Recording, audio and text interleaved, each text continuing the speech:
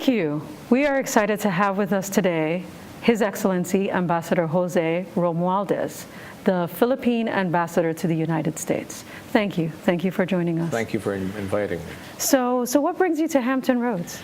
Well, I'm here primarily to celebrate the Filipino fiesta. That's the Filipino fiesta, which is a tradition in the Philippines, and I think we're opening it tonight for this weekend. I was invited here by no less than the Philippine Chamber of Commerce, Naomi, and I think we've been doing this for the past 4 years, and it was good that we finally were able to come to Virginia Beach. Well, we're glad you're here in Virginia Beach, and we're also glad to be partners with you and the Philippine American Chamber of Commerce as we celebrate our 40 years in Hampton Roads in support of the 4th year of FilFest. So thanks again for being here. Well, thank you. So talking about celebration, one of the things that we have done this year to commemorate our 40th service anniversary in Hampton Roads is we say internally that we view this as an opportunity to look back and think forward.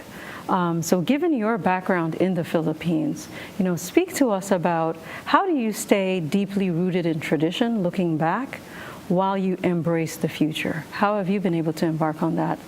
Well, I think for most Filipinos, we have that very strong family ties, and so many of the millennials that were born here look back, and they're very much interested in finding out their roots, especially from their parents or their grandparents. And so this is what we are encouraging a lot of people here and all over the United States to look back and to see where your parents or your grandparents were born, and you'll see the traditions that we have. And I think we carry that on with many of the people here, like this fiesta. Like I said, that is a tradition that we have in many parts of the Philippines. It's part of the celebration. Some say it's any reason just to celebrate, but that's the kind of people we are. We just we're now the number, if I'm not mistaken, we're number 4 or number 3 and the happiest people in the world. Wow. No matter how many problems we have. Wow. Yeah. Well, given what I've experienced with the food, I can understand the happiness factor for sure. Yeah. So on the topic of happiness, about being happy and about millennials, here in the United States, certainly in Hampton Roads, we have an effort in trying to get more millennials into the technology industry. What do you see, and what has been your experience in trying to drive that in your relationship with the United States and with Hampton Roads? Well, obviously the millennials are very much into this new world of technology, and in the Philippines we have probably one of the largest users of cell phones and the internet, although our internet needs a lot of improvement, but we have probably one of the largest Facebook users and Instagram and all of that.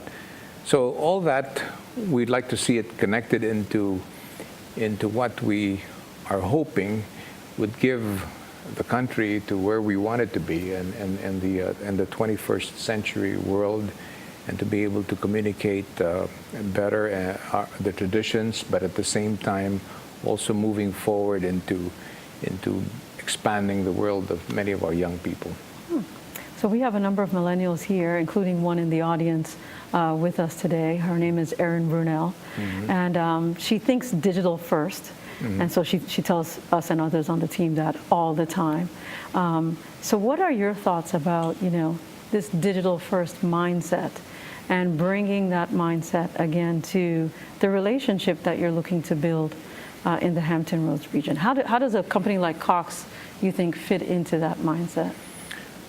Well, for one thing, as I said, Filipinos, or our millennials, are very much into the digital world, and so they don't read the newspapers anymore. They just, everything is coming from their handset, and so many of us who belong to the past, obviously, we see that as an opportunity also. Oh, so you don't belong to the past. You're here with us in person.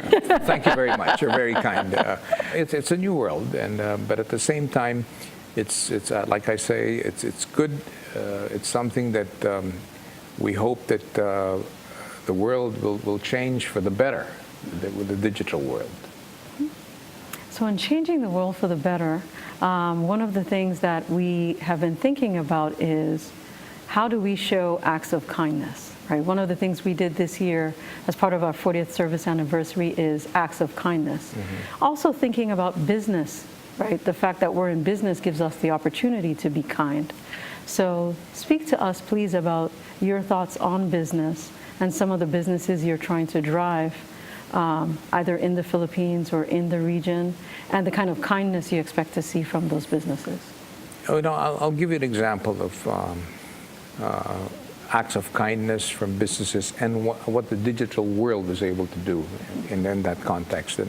And if you recall, there was a very large typhoon that hit the Philippines. It's probably the largest typhoon that has ever hit any part of the world.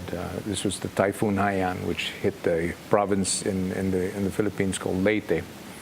And there was no communication whatsoever except for the cell phone, a few that were lucky to be able to get a signal. And the devastation was so much, but because the digital world, and that is because of, first of all, the handset, the telephone, communication was made, a lot of people's lives were saved. And guess what? And this is where I'm saying that the connection between the Philippines and the United States is so strong that when we called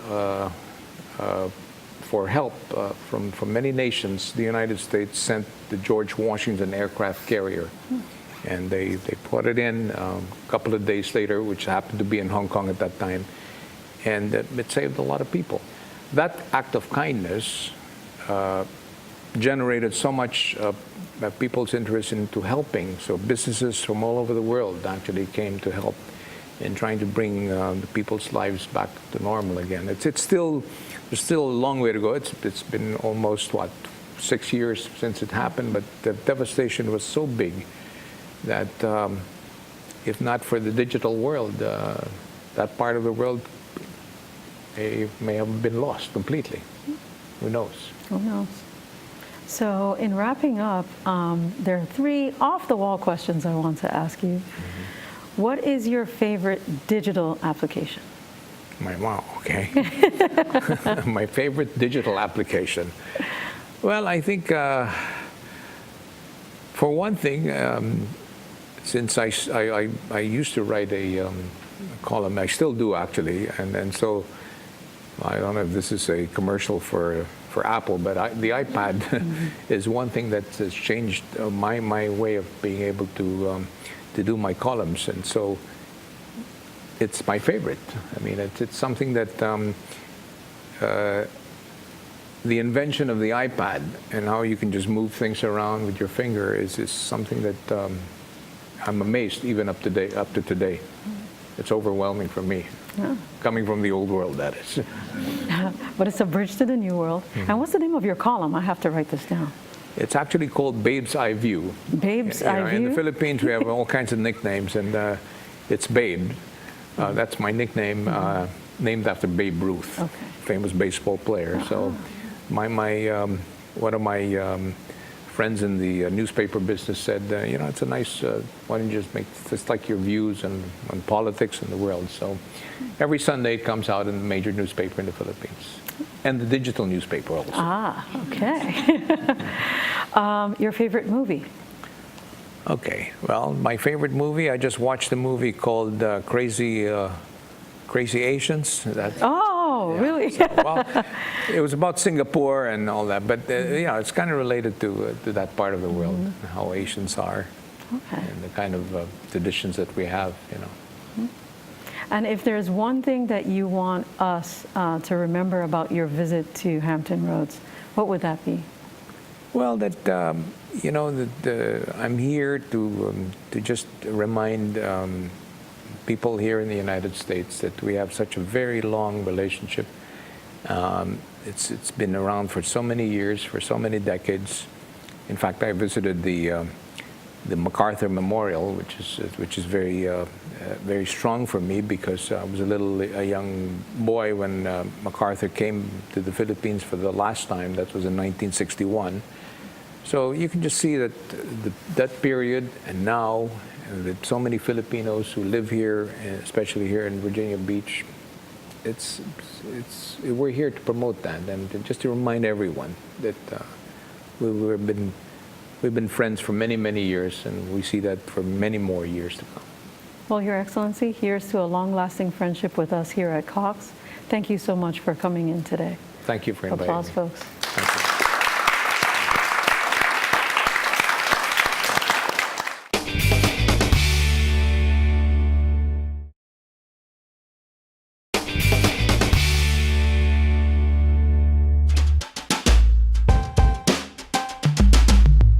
Welcome to this special edition of Spotlight On. Really excited to be here today as I'm with the wonderful Naomi Esteres, President of the Philippine American Chamber of Commerce. Welcome, Naomi. Thank you, Neka. It's great to be here. Great to be with you. So I know we have a lot to catch up on, a lot to talk about. You and I talk all the time, but I wanted to talk to you about what's on most people's minds ahead of the Filipino Festival. Talk to us about the Philippine American Chamber of Commerce. What was the driver behind that? How did you get that started? Like you said, we don't ever have enough time together, but Philippine American Chamber of Commerce is very important to me, as it is important to a lot of small businesses in the area. If you look at the Hampton Roads, the makeup of the Filipino community is primarily because of the military. And so it's their businesses they do after they retire, or their children who make up their own businesses. A lot of home-based businesses, but a lot of small businesses. And we need to make sure that they have a voice in the community. So that's why we crafted the Philippine American Chamber of Commerce. Impressive. So tell me, I often hear that there are a large population of Filipino Americans in the United States. Talk to me about where they're concentrated. I've heard San Francisco, West Coast, but you bring a very interesting perspective. So talk to me about that. Well, if you look at why the Filipinos came into America, a lot of it is because the engagement of the military. So they engaged them to come to the United States in the 50s. So any of the big military, Navy specifically, military facilities, that's where the Filipinos will be. So our top areas are, of course, on the West Coast. There are some on the East Coast, but because Norfolk is the world's largest naval installation, a lot have migrated here and actually started their families here in Virginia, primarily Norfolk, Virginia Beach. Really? So with the Philippine American Chamber of Commerce, we started to look at where our voices are in the United States.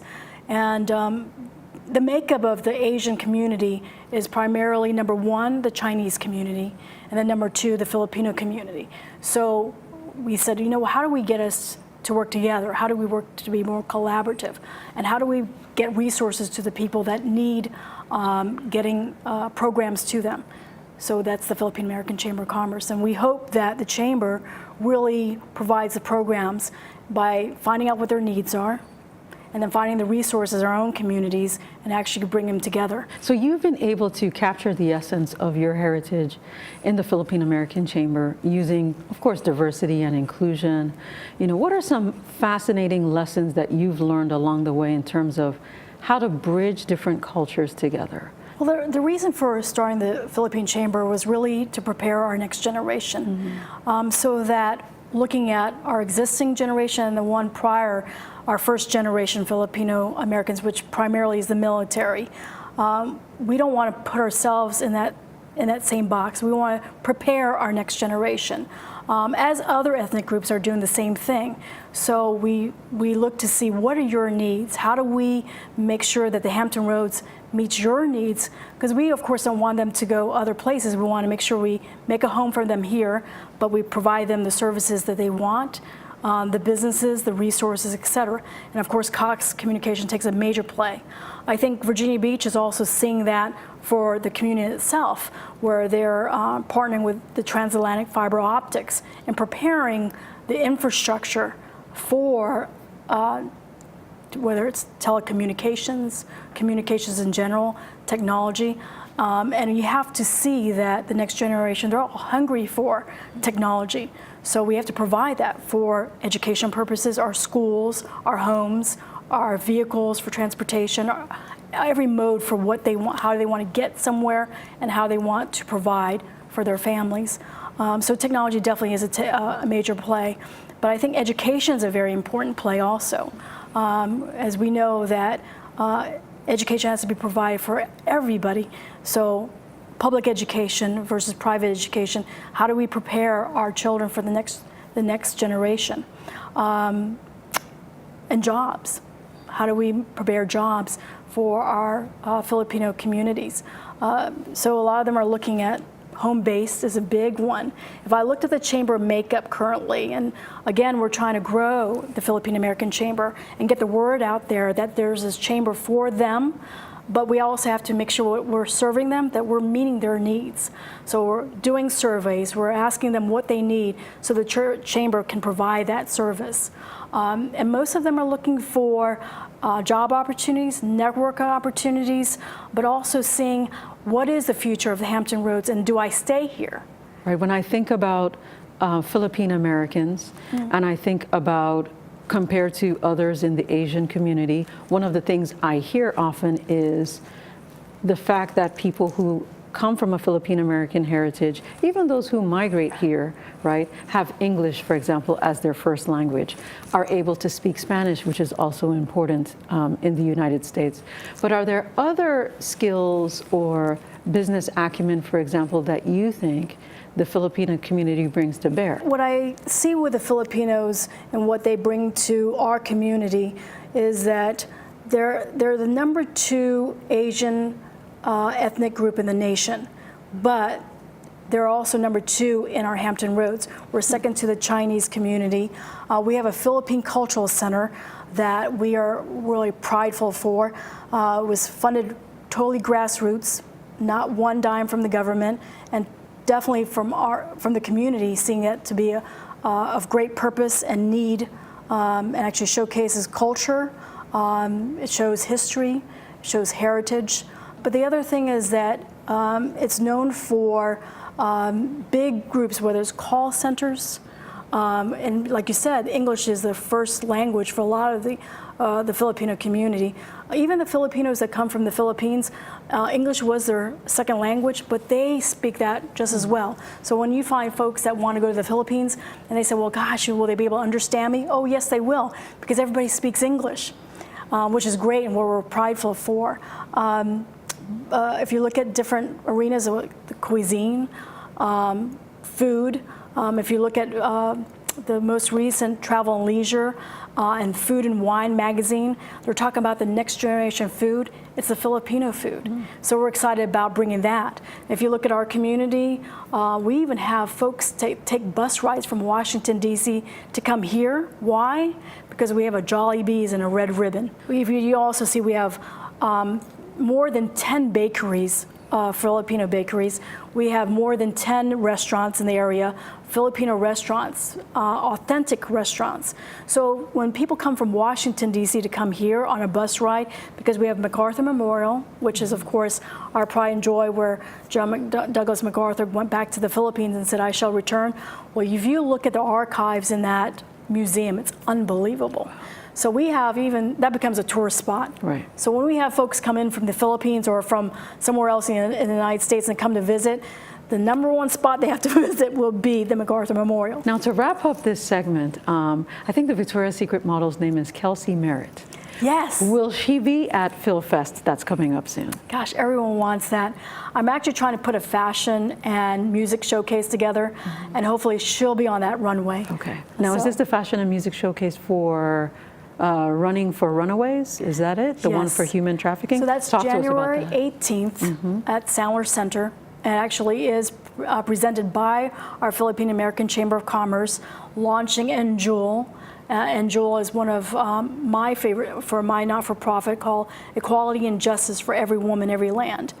And its advocation is to eradicate human trafficking. I originally was thinking it was to eradicate human trafficking in the Philippines and throughout Asia. But as some of my colleague from Operation Smile shared with me, she's Naomi, as you fought to eradicate cleft lip, cleft palates around the world, you said you'll start first around the corner. And I asked you to do the same thing. Before you go to the Philippines, why don't you see what human trafficking is like in your own backyard? And I said, is that really that horrific as it is in Asia and Europe? And she goes, check it out. And to my dismay and disappointment is that it's a horrific problem in our own community. It's one that's just, as most would look at it, take a blind eye to it. And when you hear some of the testimonials and some of the stories, some are Filipino, but it touches all colors. And to know that it happens in Virginia Beach, Norfolk, Hampton, Newport News, Portsmouth, Chesapeake, Suffolk, or Hampton Roads, it goes all borders. There are no borders. There are no borders. And, it's interesting that you say that. You know, it happens in plain sight. And we recently did a documentary on human trafficking called In Plain Sight. In Plain Sight, that, yes. you know, tells that story. You did a wonderful story. But we're really happy, Naomi Estaras, that we have you here in Hampton Roads in our corner. We're really proud to be a partner with the Philippine American Chamber of Commerce. We're looking forward to FilFest. We're certainly looking forward to the launch of Enjewel in January 2018. And with that, I'd also like to thank our audience for joining us today. We're so glad to have you in our corner, the same way we're in the corner of Naomi Estaras and others at the Philippine American Chamber of Commerce. Thank you so much. I'm Neka Chiazor with Cox Communications. Bye for now.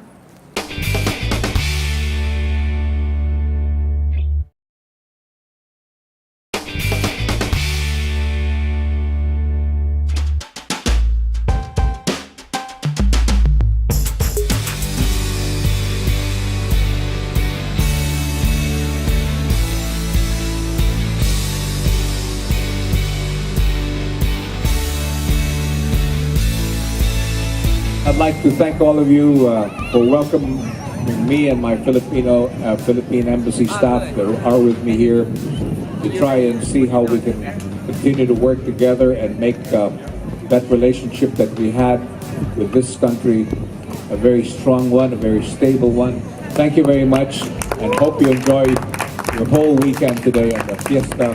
Hey, hey, hey, hey.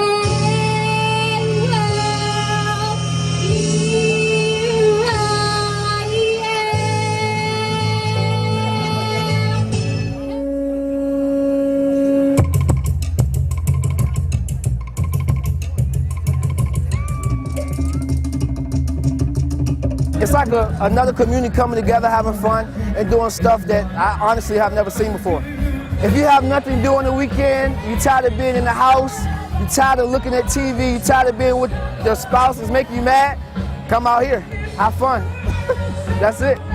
Everyone should come out. It's a great way to spend time, meet new people, and learn new things. It's great. Like, you can also join the pageant if you wanted to. It's a great experience.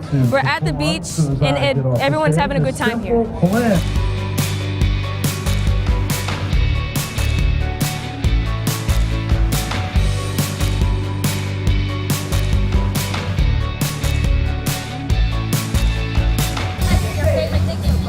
The food. The food. The food? The food is delicious. Definitely the food, because you know I'm fat. I love to eat, you know.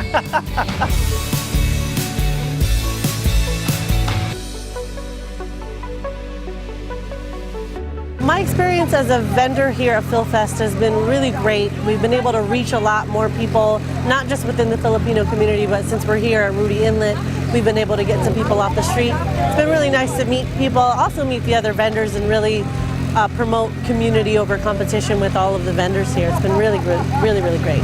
What would I recommend food-wise? Ooh, definitely for sweets, Sweet Art Cupcakes is out here. They make the best cupcakes, traditional, but then also some with Filipino flavors. Slide Through Fam, which is my truck. We do kind of a modern take on Filipino sliders on pandesal bun. But if you want something really traditional, Phelan's has been a staple in the community for a long time, and they've got a ton of barbecue, lumpia, all kinds of stuff. I recommend getting something from every booth because everyone has something to offer that's different. everyone should really come out here. It's a great experience, and I'd do it again next year, maybe the year after that, and probably the year after that. The Filipino culture is very nice, very friendly. They treat you like you home. As soon as you come in, treat you like your family.